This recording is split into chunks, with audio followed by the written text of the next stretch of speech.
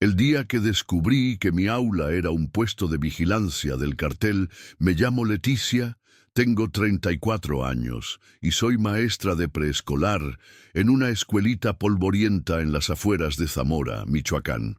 Esto que les voy a contar pasó hace apenas unos meses, en pleno agosto, cuando el calor se sentía tan denso que parecía pegarse a la piel como un trapo húmedo. En ese tiempo, mi vida era sencilla pero bastante pesada. Daba clases a niños de 4 a 6 años en un salón sin ventiladores ni luz eléctrica, donde el piso era pura tierra apisonada. Nos arreglábamos con cubetas de agua para el baño y con cartulinas para decorar las paredes, tratando de darles un lugar alegre a esos pequeños, aunque todo alrededor gritara miseria. Yo estaba acostumbrada a la rutina. Llegaba a las 7 con mi bolso cargado de gises, cuentos y galletas baratas, saludaba a los papás en la entrada y me metía a ese salón que, pese a todo, consideraba mi refugio. Ese día empezó como cualquier otro. Los niños llegaron con sus caritas somnolientas y algunos, como siempre, sin desayunar. Mientras repartía las hojas para colorear, noté algo raro. 2 hombres en moto, con gorras negras y lentes oscuros, se estacionaron frente al portón oxidado de la escuela. No bajaron, solo se quedaron ahí, mirando. Pensé que quizás esperaban a alguien, pero luego vi que uno sacó un celular y apuntó hacia el edificio, como si grabara. Me encogió el estómago. En Michoacán, uno ya trae ese presentimiento pegado en la nuca, esa sensación de que algo no está bien aunque no puedas probarlo. Tragué saliva y seguí con la clase, pero cada tanto lanzaba miradas nerviosas a la ventana sin vidrio por si seguían allí. No recreo, traté de no mostrar mi preocupación. Me senté en una piedra grande, bajo el único árbol que teníamos, mientras los niños jugaban con una llanta vieja, riendo como si el mundo fuera tan simple como lanzar un aro. Pero no podía sacarme de la cabeza a esos hombres. Entonces pasó algo todavía más extraño. Vi a Martín, un niño flaco con cabello siempre revuelto y las camisetas 3 tallas más grandes, caminando solo hacia la puerta del salón. Lo seguí con la mirada intrigada y lo vi meter algo rápidamente en su mochila, como quien guarda un secreto. Me levanté de inmediato, sintiendo un pequeño latido de alarma en las sienes. Al volver al salón para la última actividad del día, noté que Martín estaba inquieto, bajaba la mirada y no respondía cuando le preguntaba qué le pasaba. Al terminar, les pedí que sacaran sus cuadernos para revisarlos y fue ahí que decidí, sin pensarlo mucho, revisar su mochila. No es algo que haga jamás, pero algo me empujó a hacerlo. Entre sus lápices mordidos y un cochecito sin ruedas, encontré un sobre pequeño, sucio de polvo. Lo abrí con manos temblorosas, y adentro había billetes doblados junto a un papelito grasiento con un mensaje escrito con pluma azul. Gracias por cooperar. Sentí que me sudaban las palmas. Martín me miraba con ojos enormes, sin entender mi terror. Cerré la mochila de Martín con cuidado, intentando que mi cara no mostrara nada. Le acaricié el hombro y lo mandé a jugar con sus amigos, aunque las piernas apenas me respondían. Me quedé ahí, en medio del salón polvoriento, sosteniendo el pupitre para no caerme. Pensé en 1000 cosas al mismo tiempo. ¿Quién había puesto ese dinero ahí? ¿Por qué Martín? ¿Qué significaba cooperar? Luego lo entendí todo de golpe, como un balde de agua helada. Ese salón, mi pequeño refugio, estaba siendo usado por alguien más, por halcones, informantes. Desde algún rincón observaban, pasaban datos, vigilaban, y yo, sin saberlo, estaba metida hasta el cuello. Cuando el último niño se fue y el portón chirrió al cerrarse, me senté en mi escritorio y rompí a llorar. Lloré de miedo, de rabia, de impotencia. Pensé en mi mamá, que vivía conmigo y que siempre me esperaba con café recalentado. Pensé en mis alumnos, tan chiquitos, tan inocentes, que jugaban entre piedras y basura sin imaginar el monstruo que los rondaba. Pensé en mí misma, una maestra sin recursos, sin respaldo, plantada en un salón sin luz ni baño, ahora convertida en pieza involuntaria de algo mucho más grande y peligroso. Cuando finalmente me calmé, quedé mirando la pared donde los niños habían dibujado flores y soles, preguntándome si volvería a sentirme segura ahí. Esa noche casi no dormí. Cada sonido afuera, una moto pasando, perros ladrando, incluso el chillido del viento entre las láminas, me hacía saltar. Cerré todas las ventanas, atranqué la puerta con una silla, y aún así pasé horas sentada en la cama con el corazón desbocado, abrazando mis rodillas. Pensaba en ir a la policía, pero ¿y si ellos mismos estaban metidos? Aquí todos conocen a alguien que terminó muerto por hablar de más. Mi mamá me preguntó qué me pasaba al verme tan pálida, y apenas pude inventar que estaba enferma del estómago. No quise asustarla, ella es hipertensa, y cualquier disgusto fuerte la puede tumbar. Me sentí completamente sola, cargando un secreto que podría costarme la vida. Al día siguiente llegué a la escuela con el estómago hecho un nudo. La moto estaba de nuevo ahí, pero esta vez solo uno de los hombres, el más alto, de piel morena brillosa y un tatuaje azul que le subía por el cuello como si fueran raíces. Me saludó levantando la barbilla con una media sonrisa que me heló la sangre. Respondí con un gesto torpe y me metí rápido al salón. Durante la clase sentí esa mirada clavada en mí, aunque no podía verla directamente. Cada vez que los niños reían o gritaban, me preguntaba si esos hombres allá afuera sabían exactamente qué pasaba, qué decíamos, si tenían oídos dentro del aula. Fue la mañana más larga de mi vida. Cuando por fin tocó la campana de salida, me quedé un rato más organizando papeles, fingiendo normalidad. Estaba esperando que el hombre se fuera para poder salir sin cruzarme con él.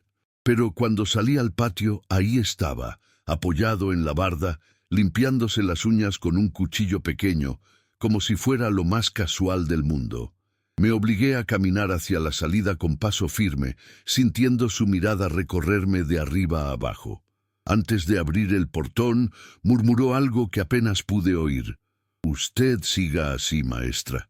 Está haciendo un buen trabajo». Me giré. El corazón me retumbaba en los oídos, pero él solo me dedicó una sonrisa torcida, mostrando un diente de oro. Salí casi corriendo. Esa tarde, ya en casa, me encerré en mi cuarto con la puerta bien asegurada y repasé todo una y otra vez. ¿Qué querían decir con «gracias por cooperar»? ¿Qué estaban haciendo exactamente usando mi aula? ¿Quién había puesto el dinero en la mochila de Martín y para quién era? Empecé a pensar en mis alumnos, en sus caritas sonrientes, en sus familias humildes que apenas tenían para comer, y me invadió una angustia insoportable. Si yo hablaba, ¿a cuántos pondría en riesgo? Y si callaba, ¿cuánto tardarían en pedirme algo más directo? Fue un peso tan aplastante que me doblé sobre la cama, abrazando mi almohada como si pudiera esconderme del mundo. Al día siguiente, me debatí durante horas entre ir o no a la escuela. Mi mamá me miraba raro, preguntando si no tenía clases, y terminé inventando que había junta en la supervisión. En realidad, di vueltas por el barrio, con el corazón hecho trizas, observando cada esquina como si en cualquier momento fuera a salir alguien detrás de mí. Me senté en una banca oxidada de la plaza, viendo a unos niños jugar con una pelota desinflada, y me dieron ganas de llorar otra vez. ¿Cómo había llegado a esto? Yo solo quería enseñarles a sumar, a leer sus primeras palabras, a colorear sin salirse de la línea. Nunca imaginé terminar siendo cómplice involuntaria de criminales. Esa misma tarde tomé la decisión más difícil de mi vida: no denunciar, no por cobarde, aunque sí lo era, sino porque temía lo que pudieran hacerles a mis alumnos o a sus familias. En un lugar como Zamora, uno aprende rápido que hay cosas de las que es mejor no hablar. Volví a la escuela al día siguiente, como si nada hubiera pasado, con mi sonrisa rota, pero esforzándome por darles la mejor clase posible. Sin embargo, cada vez que escuchaba el ruido de una moto o veía a alguien extraño asomarse por la puerta, sentía que el alma se me salía del cuerpo. Así viví durante semanas, con esa tensión constante, esperando que un día simplemente dejaran de venir. Un día, casi un mes después de aquel primer sobre, llegué a la escuela y noté algo distinto. La moto ya no estaba. Tampoco el hombre del tatuaje ni su compañero de lentes oscuros. Pasaron los días y no volvieron. Al principio no me atrevía ni a respirar tranquila. Pensaba que quizá era un truco, que regresaría alguien peor. Pero poco a poco, conforme avanzaban las semanas y nada pasaba, empecé a soltar ese nudo que me había estado estrangulando el pecho. Aún así, el miedo nunca se fue del todo. Me quedaba hasta tarde en el salón, mirando por la ventana, esperando ver esa sonrisa burlona detrás del portón. Hoy, varios meses después, puedo decir que, al menos por ahora, la escuela volvió a ser solo eso, un lugar donde los niños ríen, aprenden y juegan con sus mochilas llenas de crayones y no de billetes sucios. Pero yo no soy la misma. Me siento marcada, con una cicatriz invisible que me recuerda cuán frágil es todo. Hay días en que me despierto sudando frío, después de soñar que el hombre del tatuaje me espera afuera con su cuchillo, o que Martín trae otro sobre en su mochila. A veces pienso que hice bien en callar, otras veces me carcome la culpa. Pero aquí sigo, enseñando letras y números, tratando de creer que algún día volveré a sentirme verdaderamente a salvo. ¿Alguien más ha pasado por algo así? Solo necesitaba sacarlo de mi pecho. Reconocí a un asesino en mi colonia. Y después llamaron a mi casa. Me llamo Jorge, tengo 21 años, vivo en un pueblito cerca de La Ruana, Michoacán, y hasta hace poco mi vida era bastante simple. Trabajo con mi tío en un taller mecánico, ganando lo justo para ayudar a mi mamá con los gastos de la casa. Los fines de semana me gustaba salir con mis amigos a tomar unas cervezas, y de vez en cuando a algún baile popular cuando había orquesta o norteños. Justo por eso terminé esa noche en el Salón Ejidal de La Ruana, donde se armó un bailazo que prometía durar hasta el amanecer.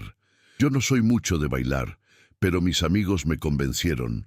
Estábamos contentos, riendo, sin pensar que esa sería una de las peores noches de mi vida. Era como la 1:30 de la mañana. El lugar estaba a reventar, la música retumbaba tanto que se sentía en el pecho. Yo estaba con 2 amigos cerca del bar improvisado cuando, de repente, todo se volvió confuso. Se escucharon truenos secos, gritos y luego el estruendo de las balas. Al principio pensé que eran cohetes, pero cuando vi la gente tirarse al suelo, supe que era algo mucho peor. Alcancé a agacharme detrás de un tambor de cerveza mientras escuchaba cómo las balas rompían las botellas y golpeaban las paredes. Alguien gritó mi nombre, pero no pude ver quién era. Todo era un caos de cuerpos y sangre. Cuando los disparos pararon, el silencio fue más horrible que el ruido. Me levanté temblando y vi a 2 muchachas tiradas a pocos metros. Una de ellas tenía un vestido rojo manchado de un color tan oscuro que tardé en darme cuenta que era sangre. Mi estómago se revolvió y casi vomité. Mis amigos estaban vivos, escondidos detrás de una mesa volcada, con la cara desencajada. Salimos corriendo del salón, tropezando con gente herida, con botellas rotas, con celulares y sombreros abandonados en el piso. Afuera, el aire frío me golpeó la cara y sentí como si me estuviera despertando de una pesadilla. Los días siguientes fueron un desfile de patrullas, ambulancias y rumores. Decían que habían muerto al menos 10 personas, aunque en el pueblo siempre se habla de más. Yo traté de volver a mi rutina en el taller, pero todo me recordaba ese baile. El sonido metálico de los fierros, el olor a aceite, hasta los perros ladrando me hacían brincar. Dormía mal, soñaba con disparos y con el rostro pálido de la chica del vestido rojo. Mi mamá me decía que era normal, que con el tiempo se me pasaría. Yo quería creerle, Pensaba que lo peor ya había pasado. Qué equivocado estaba. Unos 5 días después del baile, iba caminando de regreso del taller con una bolsa de tortillas cuando lo vi. Estaba parado en la esquina de mi colonia, apoyado contra un poste, fumando tranquilo. Era uno de los hombres que había entrado disparando aquella noche. Lo reconocí al instante por una cicatriz fea que le cruzaba el labio inferior, dándole una sonrisa torcida, casi burlona. Me quedé helado, con las piernas medio doblándose, y él me miró directo, sin prisa, como si disfrutara verme asustado. Dio una calada profunda a su cigarro, soltó el humo despacio y luego hizo un gesto leve con la cabeza, casi un saludo. Sentí un sudor frío recorrerme la espalda. Seguí caminando sin voltear, con el corazón latiéndome tan fuerte que pensé que se me iba a salir. Al llegar a casa, cerré la puerta con doble llave y me senté en la mesa de la cocina intentando calmarme. Mi mamá me preguntó qué me pasaba, que parecía que había visto un muerto. Solo le dije que estaba cansado. No podía meterla en esto. Esa noche apenas probé la cena y me fui a acostar, pero no pegué ojo. Cada sombra afuera, cada moto que pasaba por la calle me parecía él, el de la cicatriz, viniendo a buscarme. Al día siguiente traté de convencerme de que tal vez lo había imaginado, que mi cabeza seguía jugándome malas pasadas por el susto. Pero en la tarde, cuando regresé del trabajo, mi hermana menor me recibió con el rostro blanco como papel y los ojos vidriosos. Me dijo que había contestado el teléfono fijo, ese teléfono viejo que casi nunca suena, y que una voz ronca del otro lado le había dicho: «Cuide su lengua, muchachita, y dígale a su hermano que se mantenga callado si quiere seguir viendo el sol». Me sentí mareado, como si todo el aire se hubiera ido del cuarto. Solo pude abrazarla fuerte mientras ella sollozaba contra mi pecho. Esa noche reuní a mi familia y les conté todo. Mi mamá lloró. Mi hermana no paraba de temblar. Mi hermano mayor quería salir a buscar al tipo, pero lo frené. ¿Para qué? ¿Para que todos termináramos muertos en una zanja? Decidimos no decir nada a nadie, no ir a la policía, que en este pueblo poco o nada hace, y seguir con nuestras vidas lo más normal posible. Pero normal ya no existía para nosotros. Cada día se sentía como caminar por la cornisa de un edificio altísimo, con el vacío debajo llamándonos. Pasaron las semanas y poco a poco el miedo dejó de ser ese monstruo que me estrangulaba todo el tiempo, aunque seguía acechando en rincones oscuros de mi cabeza.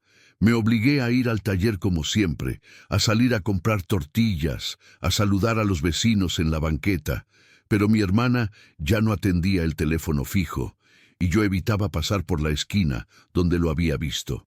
Cada vez que escuchaba un petardo en la colonia, el corazón me saltaba igual que el primer día.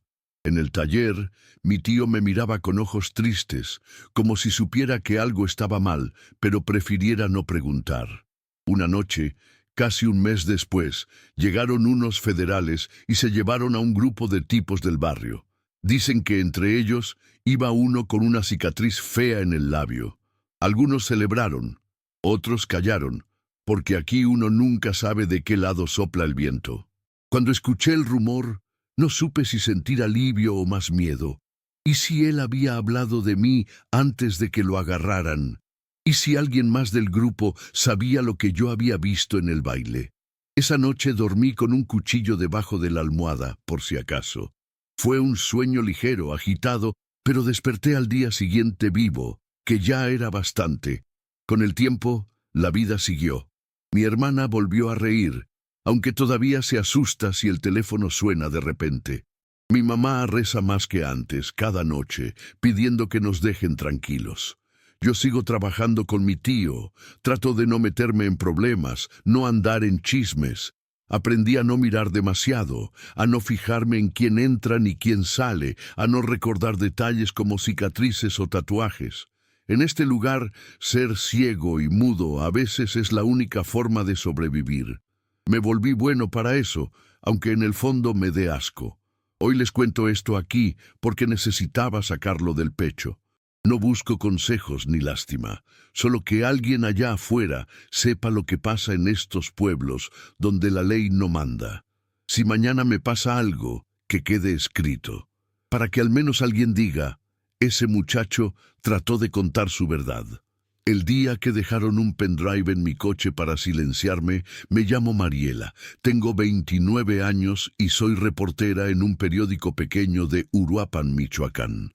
Desde hace años cubro notas locales, robos, festivales de pueblo, a veces hasta columnas de opinión sobre problemas de drenaje o alumbrado público. Pero hace unos meses empecé a notar un patrón raro que nadie parecía querer ver. En apenas 3 semanas habían desaparecido 4 choferes de combis que hacían la ruta entre comunidades rurales.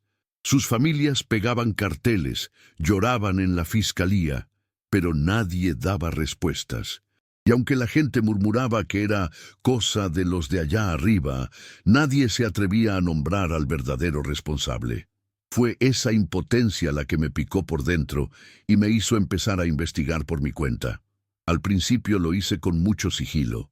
Fui a las terminales, hablé con colegas de otros medios, entrevisté a parientes de los desaparecidos, siempre con mi grabadora vieja y una libreta llena de garabatos que solo yo entendía. Descubrí detalles escalofriantes. A uno lo habían visto por última vez cargando pasajeros cerca de un rancho que todos evitaban. Otro había recibido amenazas anónimas días antes de desaparecer. Cada historia era un hilo que se enredaba con el siguiente, formando una madeja turbia que apuntaba directo a ciertos nombres que ya tenían fama negra en la región. Pero cuando llevé todo eso a mi editor, él se limitó a cerrar el expediente con un suspiro y me dijo, ¿quieres terminar como ellos? Mejor escribe de las ferias. Me fui de esa reunión con un fuego ardiéndome en el pecho. Toda esa gente que confiaba en mí, que me abría las puertas de su casa para contarme sus desgracias. ¿Qué les iba a decir? ¿Que mi jefe tenía miedo? Esa noche, en mi cuarto, me armé de valor y redacté un resumen con los datos más importantes. Lo subí a un portal local con un usuario anónimo, sin firma, sin nada que me delatara. Pensé que así, por lo menos, la verdad saldría a la luz y alguien, en algún lugar, haría algo. Me sentí valiente. Ilusa. No tenía idea del avispero que acababa de patear. 2 días después, salí del periódico a eso de las 7, con el cielo ya oscureciendo. Caminé hacia mi coche estacionado a la vuelta, revisando mensajes en el celular, distraída. Cuando levanté la vista, noté un pequeño bulto en el parabrisas. Era un pendrive plateado, de esos comunes, sujeto con un papel blanco doblado por debajo del limpiaparabrisas. Miré alrededor, el estómago encogiéndoseme. No había nadie visible, pero sentí que cientos de ojos me observaban desde algún lugar. Tomé el pendrive y el papel con manos sudorosas. Lo abrí ahí mismo. Estaba en blanco, absolutamente vacío, y entendí el mensaje. Esta es tu última página. Subí al carro con el corazón desbocado, cerré los seguros y me quedé un minuto largo respirando hondo, intentando decidir si debía prender el motor o salir corriendo a pie. Al final conduje directo a casa, mirando por el retrovisor cada 2 segundos, convencida de que en cualquier momento un vehículo sin placas me cerraría el paso. Llegué temblando, con la sensación de que algo oscuro me acompañaba pegado a la espalda. Esa noche no pude ni cenar. Me encerré en mi cuarto con el pendrive sobre la mesa, mirándolo como si fuera una víbora a punto de morderme. ¿Qué contenía? ¿Un virus? ¿Un video amenazante? ¿O nada? Solo esa ironía cruel. Al día siguiente, contra mi instinto, decidí conectarlo a una laptop vieja que ya ni usaba para trabajar, por si acaso. El pendrive estaba completamente vacío. No había archivos, ni carpetas ocultas, ni siquiera metadatos raros. Solo un espacio muerto. Pero el mensaje estaba clarísimo. Sabemos quién eres, sabemos lo que estás haciendo. La próxima vez no será un papel en blanco. Sentí que me faltaba el aire. Llamé a mi mamá. Traté de charlar de cualquier tontería solo para escuchar su voz. No le conté nada. ¿Para qué preocuparla? Aunque por dentro me ardían las ganas de pedirle que se fuera del estado, que huyera conmigo a cualquier lugar lejos de Michoacán. Durante semanas viví como un fantasma. Iba al periódico, escribía notas insignificantes sobre inauguraciones de tianguis o torneos de fútbol local, saludaba a los mismos políticos corruptos que antes investigaba, fingiendo que no pasaba nada.